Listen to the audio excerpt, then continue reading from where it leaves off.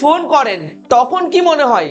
Call করলাম, phone ring হলো এবং ফোন ধরলো, কথা বললাম, ব্যাস শেষ?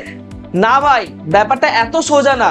এই একটা হ্যালো বলার পিছনে একটা আইপিএস অফিসার লেভেলের সিগন্যাল দৌড়াদৌড়ি করে। আপনি আপনার ফোনের কল বাটন চাপ দিলেন, ফোনের ভিতর একদল ইলেকট্রন বলে উঠলো, চলো ভাই এক্ষুনি টাওয়ারে যেতে হবে, দেরি করলে মালিক বকাবকি করবে। সঙ্গে সঙ্গে এই ইলেকট্রনটা ছুটে যায় কাছের মোবাইল টাওয়ারে, যাকে বলে বিটিএস বা বেস ট্রান্সিভার স্টেশন।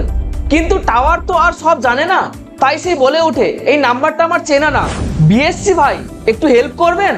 তখন বিএসসি মানে বেস স্টেশন কন্ট্রোলার বলে, আচ্ছা দাঁড়াও, আমি এমএসসি দাদার কাছে পাঠিয়ে দিই, উনি তো সব জানেন। এমএসসি মানে মোবাইল সুইচিং সেন্টার, সে আসল বস, চোখে চশমা, পরনে স্যুট, সে সব খবর রাখে। সে বলে এই কলটা এয়ারটেল থেকে এসেছে, কিন্তু যাকে কল করেছে সে আছে জিওতে, ও এখন মুম্বাইয়ে, তাই ডান দিকে ঘোরো আর মুম্বাইয়ের টাওয়ারে পাঠাও। এমএসসি ভাই ঠিক করে দিল কোন রাস্তায় কল যাবে। ও বলল, ভোল্টি থাকলে তো ভালো, না থাকলে পুরনো জিএসএম দিয়ে কাজ চালাও ভাই। এইবার যাকে ফোন করা হয়েছিল তার ফোনটা বেজে উঠলো, সে ফোন রিসিভ করলো আর আপনার কণ্ঠস্বর সেকেন্ডের ভগ্নাংশের মধ্যেই পৌঁছে গেল তার কানে।